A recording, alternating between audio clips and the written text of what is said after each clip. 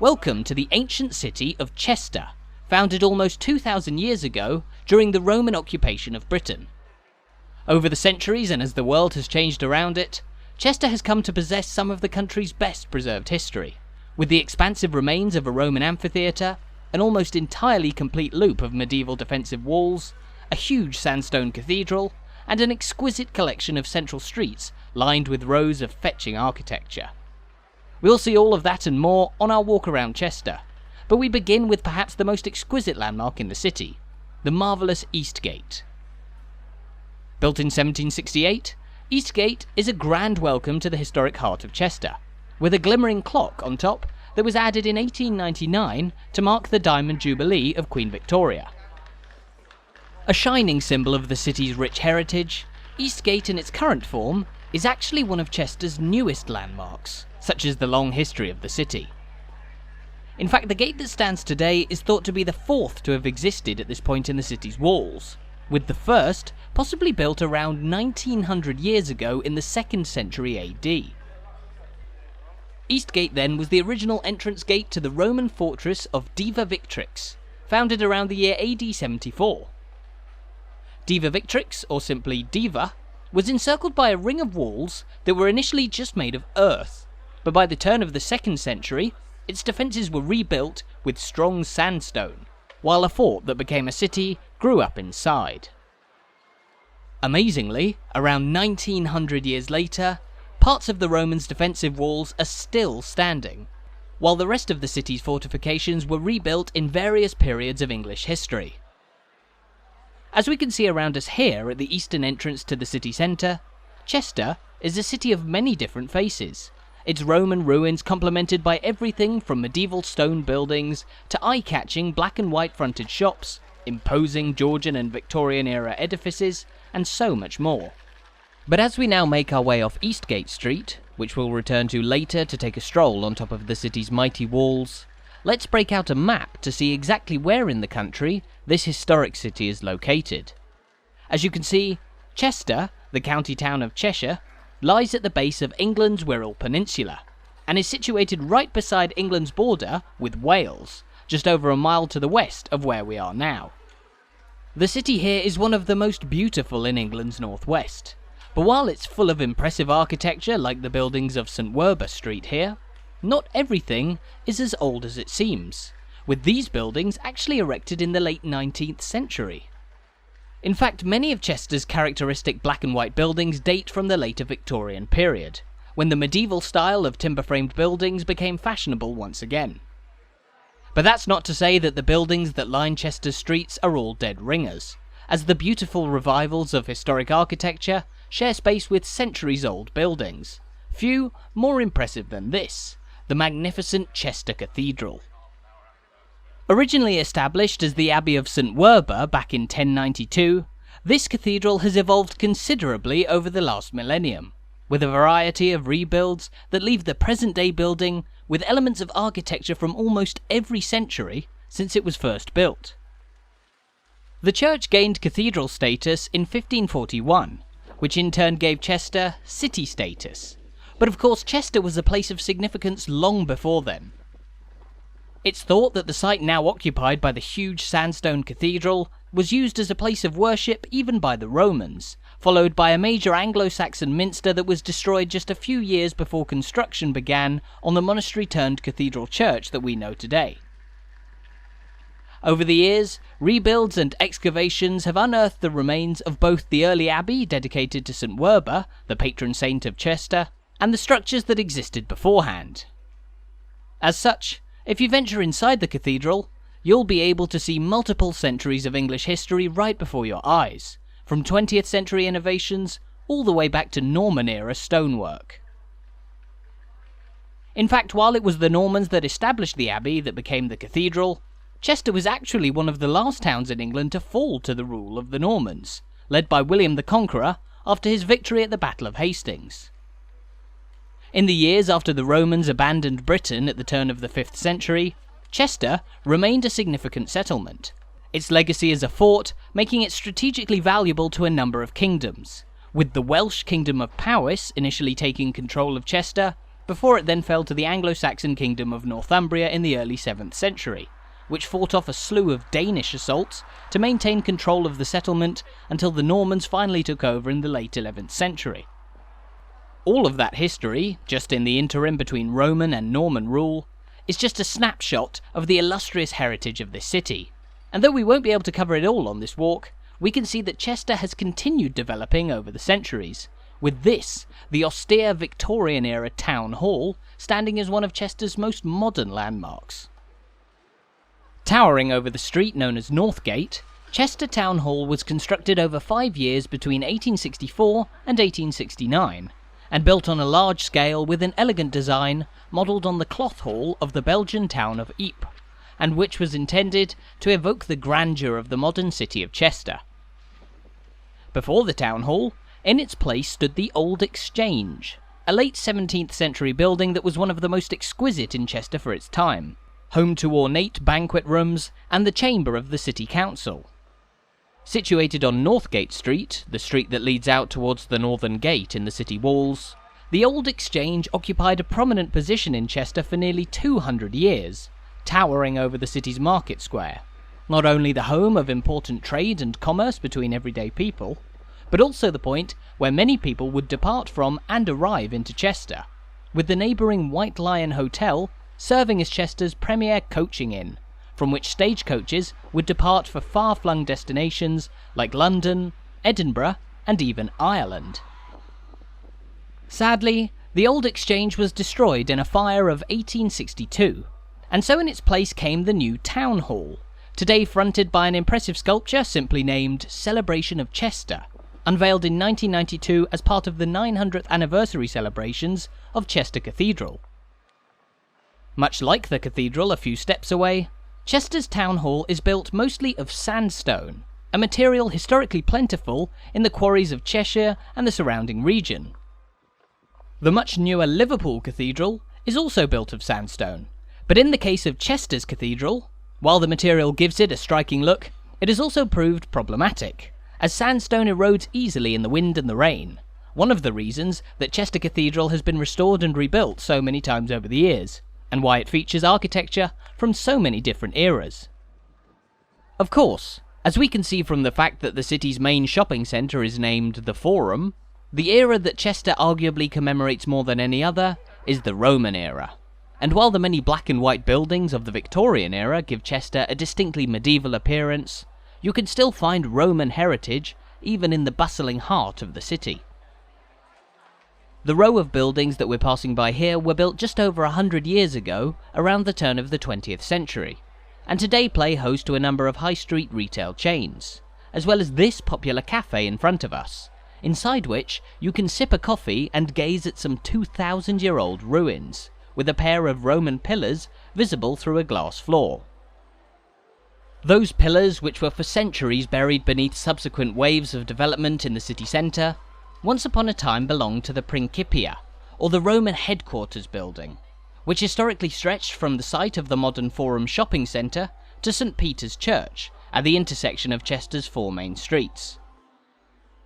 In fact, in the 21st century, Chester is laid out in an almost identical pattern to the Roman settlement of Deva Victrix, built around the 4 streets of Bridge Street, Watergate Street, Eastgate Street, and Northgate Street here. Interestingly, unlike the other 3 streets, Northgate Street isn't actually straight, but slightly bowed, an unusual design in Roman times, but which is thought to have come about in order to avoid the major footprint of the Principia building that once stood just beside us here. Standing above the buried remains of the Principia here at the heart of modern Chester is St. Peter's Church and the Cross, the city's central intersection, which is marked by a small but fascinating monument in the form of Chester High Cross. A cross of some form has stood on this site at the heart of Chester for around 700 years, serving as an important meeting point for the people of the city.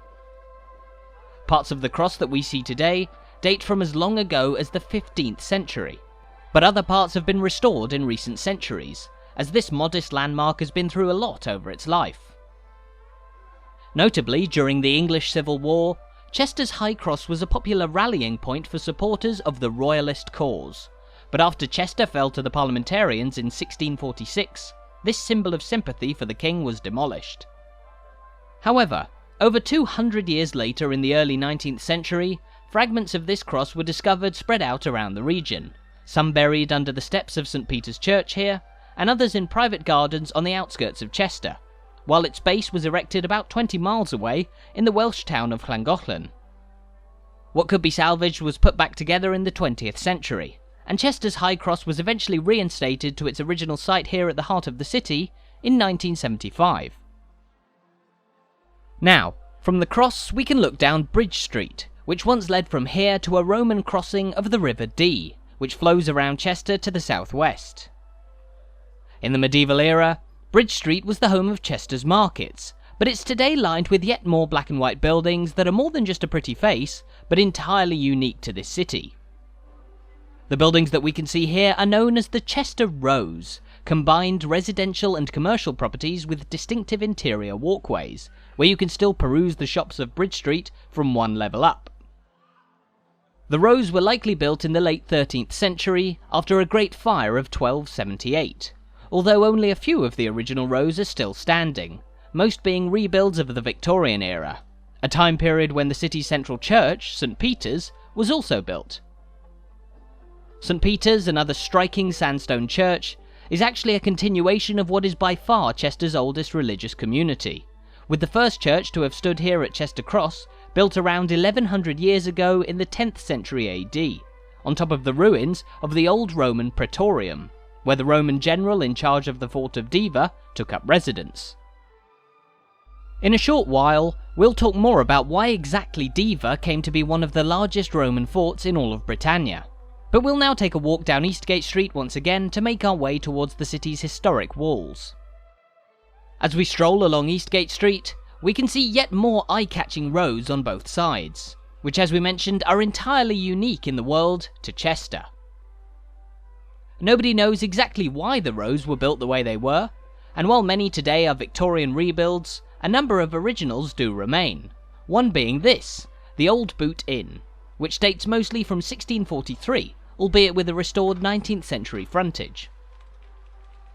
Just across Eastgate Street from the historic Olde Boot Inn, we can see the majestic Crypt building, otherwise known as Brown's, another Victorian landmark of the city centre, but which wasn't built in the black and white revival style. Instead, the Crypt building is a grand Gothic edifice, but which still features the classic design of the Chester Rows, with a covered walkway one level up, known as Row Level. A distinctive feature of the Chester Rows, this is thought to have been created merely by coincidence when originally smaller medieval buildings of 1 or 2 stories had upper floors added in later years that overlapped their lower stories, thus creating the covered walkways. Many of those covered walkways were actually in the process of being blocked off and shortened as new Georgian buildings were erected in Chester in the 18th and early 19th centuries, although the Victorians thankfully put a stop to this by incorporating the historic design of the rows into their developments in the city centre. Historical faithfulness didn't stop Victorian developers flexing their muscles, however, and here at the end of Eastgate Street, we're passing by the spectacular Grosvenor Hotel, built in the 1860s on a site with a long history of hostelry, first occupied by a so-called ancient pub known as the Golden Talbot, and then by an 18th century inn known as the Royal Hotel. Today, the Grosvenor is one of Chester's most famous establishments, a 5-star hotel with an exquisite restaurant that was awarded with a Michelin star back in 1990, and which has hosted many famous guests over the years, most recently including Princess Diana and Queen Elizabeth II. Now you'll recognise where we are now, walking back underneath the gorgeous Eastgate on the edge of Chester's historic city centre.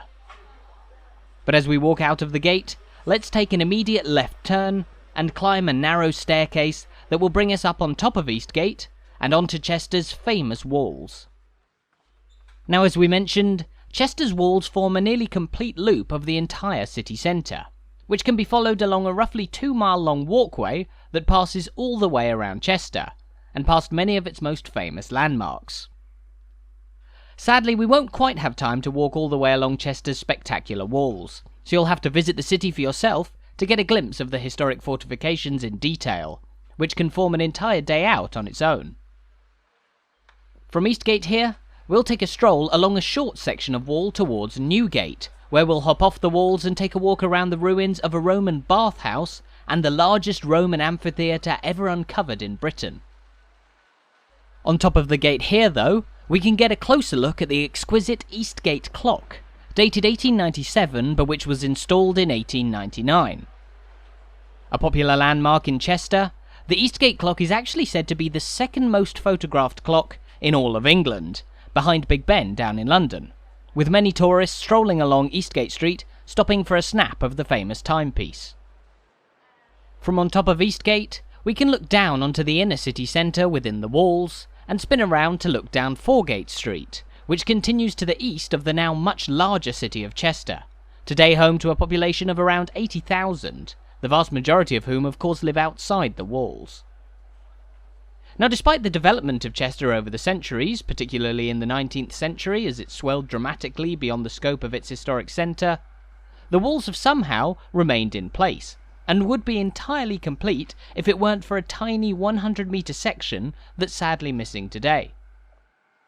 Still, one of the reasons that the overwhelming majority of the historic fortifications remain standing today is because of consistent restoration work over the centuries, with the current circuit of walls incorporating Roman, medieval, 17th century and Georgian-era stonework. The part of the walls we're walking along now is among the newer sections, redeveloped in the 18th century alongside the rebuilding of Eastgate in 1768,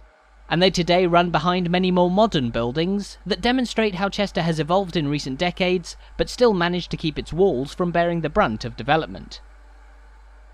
However, the development of the walls themselves has seen them undergo much change since the Romans first built them in the 1st century AD. The original walls of Deva Victrix were very rudimentary earthen ramparts, simply piles of dirt that stood about 7 metres or 25 feet high.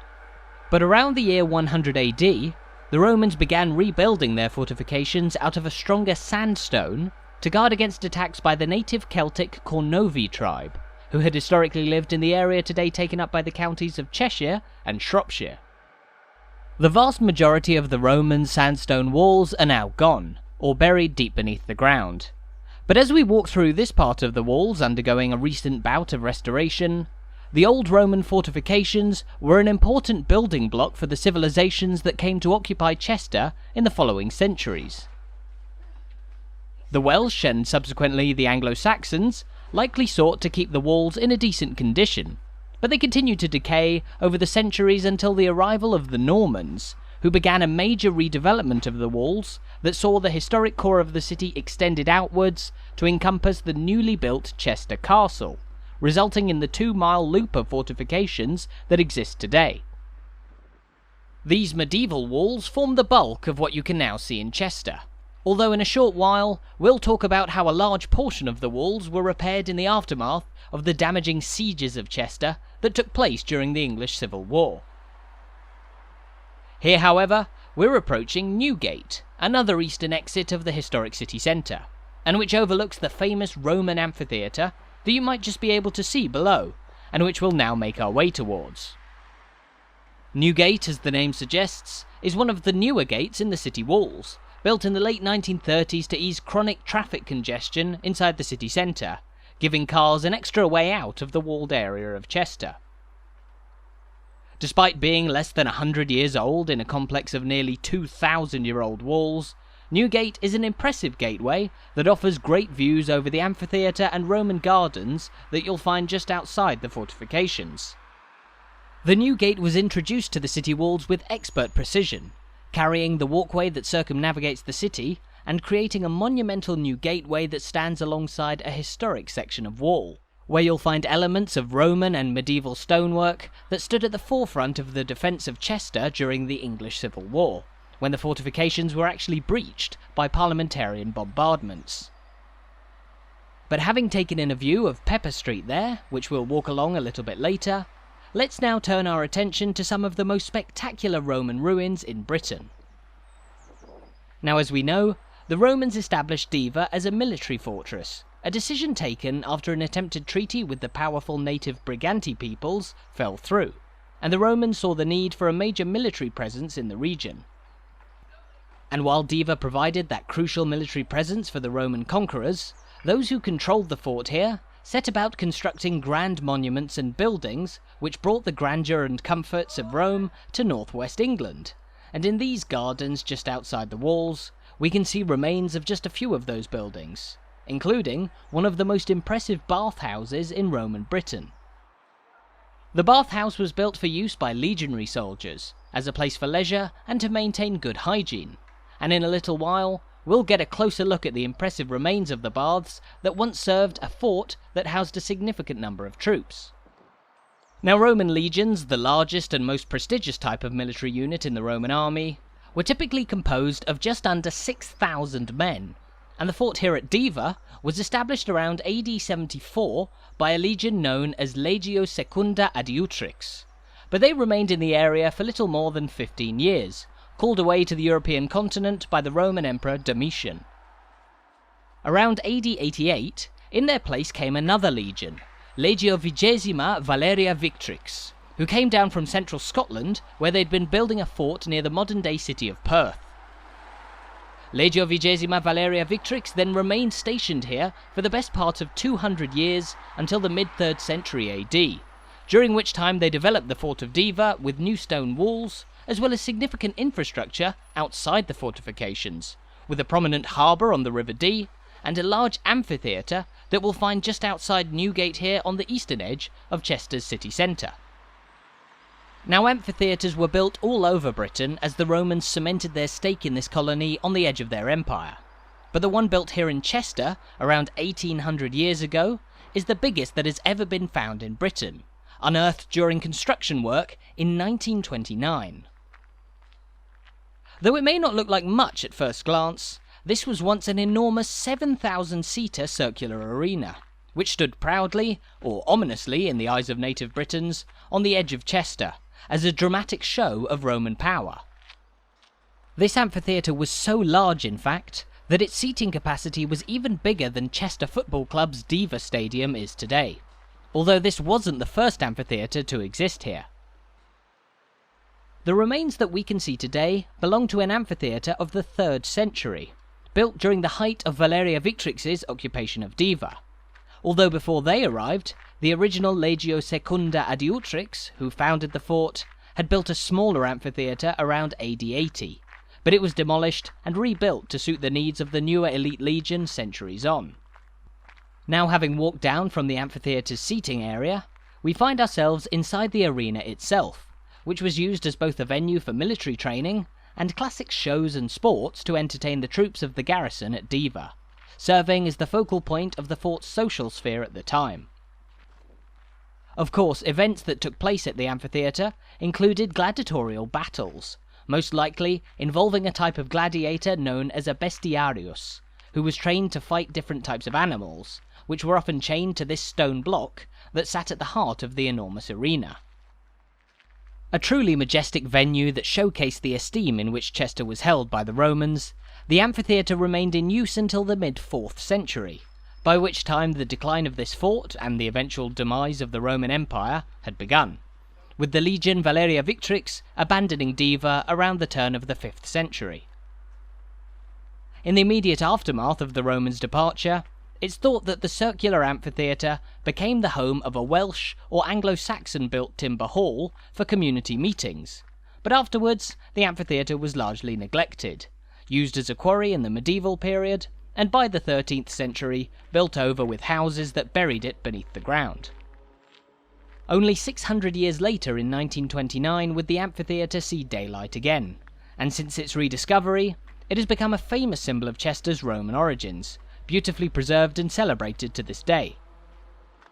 We'll talk more about the future of Chester's amphitheatre in a few moments, and the reason why the other half of the arena will remain buried underground. But we now find ourselves out of the amphitheatre and walking towards St. John the Baptist Church, which today features a mix of old ruins and a modern 19th century church. Here to the right of the church we can see the ruins of the old church tower, which collapsed in 1881. Once upon a time, it was roughly 3 times taller than it is today, and during the English Civil War, the tower was used as a gun emplacement by the parliamentarians as they laid siege to the royalist stronghold of Chester. In fact, the parliamentarians used St John the Baptist as the site of a garrison on the edge of the walled city, but the historic church, which was actually Chester's former cathedral until the mid-16th century, has a much longer history, possibly established as far back as the 7th century AD, and behind which you'll also find the ruins of the old eastern walls of the medieval church, which was roughly twice as long as the Victorian church that stands today. Now, St John the Baptist Church, standing just behind where we are now overlooking the amphitheatre, is one of the reasons that we won't see this Roman arena fully unearthed. The church, along with the historic Dee House beside, are both landmarks that the city regards as important to preserve, as between the Tudor era and the 18th century, this area was actually one of the wealthiest and most fashionable in Chester, with a number of impressive townhouses built overlooking the River Dee. As such, any excavation of the rest of the amphitheatre, under our feet right here, could potentially pose a threat to those buildings and another part of Chester's amazingly varied history. But the semicircular remains of the Roman arena are still a spectacular example of when history's most powerful empire dominated this country. However, as we saw from on top of the walls, the amphitheatre isn't the only example of extensive Roman ruins on display in Chester. And so before we walk through Newgate and back into the heart of Chester, let's take a stroll through the fetching Roman gardens, home to an array of ruins and an impressive view of the city walls from below, where they were damaged during the sieges of the Civil War. Now, unlike the Roman amphitheatre, unearthed by surprise in the early 20th century, the Roman gardens here were a deliberate design to showcase the wealth of Roman heritage to be found in Chester, and they were laid out in 1949 to display a number of remains taken from Roman buildings that stood elsewhere in the city. As we take in a view of the city walls repaired in the aftermath of the Civil War siege, the path that we're walking along is lined by columns that historically belonged to the exercise hall of the old legionary bathhouse that stood within the walls of the fort on Bridge Street. Originally, these columns stood roughly 6 feet tall inside one of the most exquisite bathhouses in all of Roman Britain, and which neighboured the Principia building just beside the site of Chester Cross today. As we mentioned earlier, you can see the pillars of the Principia through a glass floor in a cafe on Northgate Street, but here in the Roman gardens, there are also columns that belong to that great legionary headquarters. However, the most impressive monument found in the Roman gardens is without doubt this, the reconstructed remains of what's known as a hypocaust, an ancient Roman heating system that stood beneath the bathhouse on Bridge Street, which circulated hot air beneath the main hall of the building, serving as a kind of underfloor heating of its day. On top of the hypocaust would have been the famous Roman baths in which soldiers relaxed, and grandiose mosaic floors, much like a prominent building you'd have found in Rome itself, with a couple of mosaics that would have adorned the floors of the bathhouse recreated here in the Roman gardens. There's so much history behind the remains that otherwise look like disused stones at first glance, and although it can be easy to quickly become accustomed to the wealth of Roman heritage on display in Chester, it's always amazing to remember that many of these remains are nearly 2,000 years old, still preserved to be seen today. Now though, we'll make our way out of the Roman gardens to take a walk across the centre of Chester towards its castle, where we'll end our walk in around 10 minutes' time. But as we pass by the city walls once again, we must mention the fact that the walls just to our left here once had a hole blown in them during the 17th century. That was of course during the English Civil War, when incessant bombardments by parliamentarian forces based at St John the Baptist Church eventually caused Chester's historic fortifications to be breached, precipitating the eventual fall of the royalist city, after it had withstood a combined 16 months of siege between 1644 and 1646. But in the long history of Chester's famous fortifications, the English Civil War was actually the final military engagement to take place here, and following on from the 17th century, the city's walls were gradually converted from their historic defensive use into a tool for leisure. The Georgians contributed significantly to the restoration and rebuilding of the walls where damaged in the 18th century, as once dilapidated areas were converted into grand promenades that spoke to the grandeur of the city as it continued to develop into the modern day. Now, as a city with such a long and illustrious history, so much of it having taken place nearly 2,000 years ago, it's easy to forget that Chester has kept evolving even in the last couple of centuries. As we saw earlier, the grand Victorian Town Hall and landmarks like St Peter's Church and the new St John the Baptist Church were just a few examples of how Chester developed into a modern city alongside the remains of its historic past. Though far from the largest centre of industry in the country, Chester did play an important part in the Industrial Revolution, and the city benefited significantly from its location just a stone's throw away from the industrial titans of Liverpool and Manchester. Although there was next to no space within the walls of the old city to build modern industrial facilities and factories, it was former villages on the outskirts of Chester that brought in much of the wealth to the city during the 19th century, and the building of railway lines and, most importantly, the Shropshire Union Canal allowed raw materials farmed in the agricultural towns and villages of Cheshire and Shropshire to be transported to big industrial cities. Industrial growth inevitably led to population growth in Chester, and as a result, the city's facilities were upgraded to meet modern demands, with this, the former St Michael's Church, mostly rebuilt in the late 1840s, although it had existed for centuries beforehand, as far back as the 12th century, and once upon a time used by the Royalists as a prison during the Siege of Chester. Now, as you'll have noticed, we're currently walking through a much redeveloped part of Chester's city centre, the rebuilt St Michael's standing as one of the newer landmarks here, although since 1972 it hasn't been used for worship. But as we cross Bridge Street, this rather modern area of Chester's city centre is still home to one of the city's oldest buildings, the Falcon.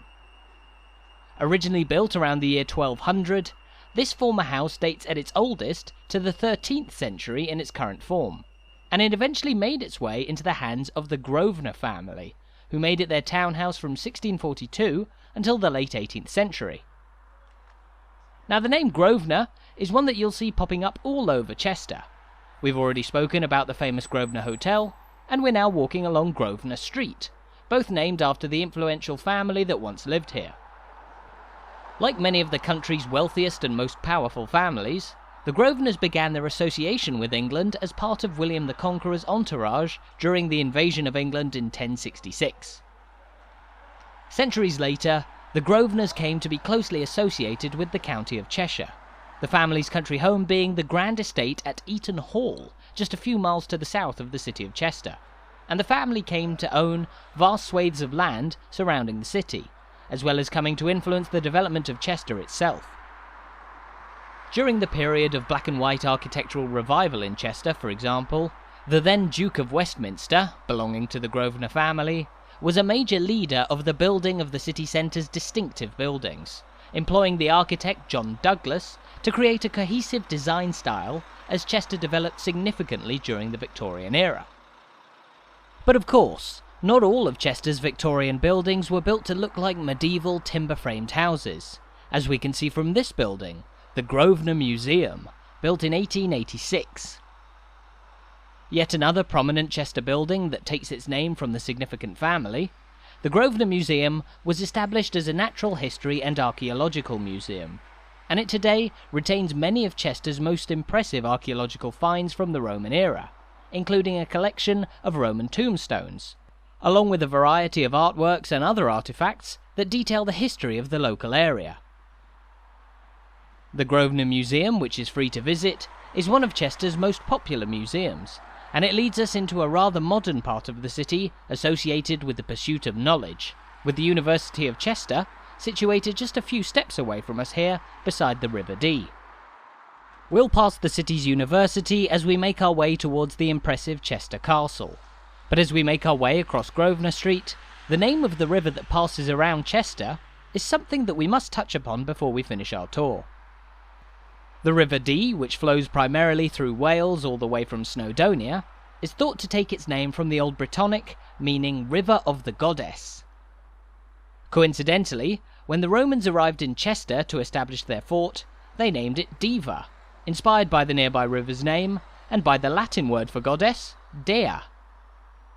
Deva then became Deva Victrix after the Legion Valeria Victrix arrived in AD 88. But what about the name Chester? Well, we'll talk about the origins of the city's modern name in a moment. Here, we're passing by the impressive buildings of Chester Crown Court, built in 1801 and which replaced the old Cheshire County Hall. A sprawling complex that's also neighboured by the Cheshire Military Museum and Chester Castle. Behind the Crown Court you'll find one of the campuses of the University of Chester, which has been operating in the city for nearly 200 years and is the fifth oldest higher education institution in England today, outdated only by Oxford, Cambridge, Durham and the University of London, although it wasn't until 2005 that Chester gained the status of a university. Chester's University, which also has campuses across Cheshire and also in nearby Shrewsbury, began life as a teacher training college situated outside the city's walls. Here within the walls, however, we're passing by an enormous gateway known as the Propylaeum, and which was designed in the style of a monumental Greek gateway, but which was also commonly seen across the Roman Empire. One of Chester's many impressive pieces of architecture, just opposite the Propylaeum on the busy Grosvenor Road, we can also see an impressive statue depicting the Viscount Combermere on horseback. The statue, erected in 1865, was built in memory of the Welsh-born Viscount's military career, especially during the Napoleonic Wars. Now, as the statue is located in the middle of a busy road, many people walking by mistake its subject for a Roman emperor, with the majestic horseback pose reminiscent of the famous equestrian statue of the Emperor Marcus Aurelius in Rome. As we know, there are pointers to Chester's Roman legacy wherever you look around the city, and although the city no longer retains the name of the original Roman fort Deva Victrix, its current name is still a clear pointer to the historic presence of the Romans. You might be aware that a place name suffix based on Chester is commonly found in places all over England, with the likes of Manchester, Gloucester, Leicester, Exeter, Lancaster, and of course Chester itself, all taking their name from the Old English word caestir, referring to the site of a former Roman fort, or in Latin, a castrum. The simple name Chester only came about in reference to this place around the 12th century, after it had been known by the Welsh name Dyfrdwy, in the interim between the periods of Roman and Norman control here. The name also based on Deva Victrix and the River Dee, which flows just past the city behind these trees. Now, the River Dee has long been vital in the history of Chester, eyed by the Romans as an important point for a harbour with easy access to the sea, the river's mouth lying just a few miles from here, and also employed as a part of the city's defences. Here, we are walking on top of more of Chester's impressive walls, but this southern side of the city was arguably less vulnerable to attack owing to the presence of the river, and the steep banks of the valley that it flows through. Just to be sure of protection, however, this side of the city also plays host to the imposing Chester Castle, built by the Normans as a small wooden fort back in the year 1070, and which was later strengthened into a stone castle that sought to fight off assaults over the centuries, including the siege of the Civil War. Construction on Chester Castle actually continued throughout history, with the fortress only completed into its current form in 1822. But as we look up at the historic castle, we've sadly now come to the end of our tour around the magnificent city of Chester. Thank you so much for watching this video. I really hope you enjoyed it, and I hope you're now looking forward to visiting Chester for yourself sometime soon.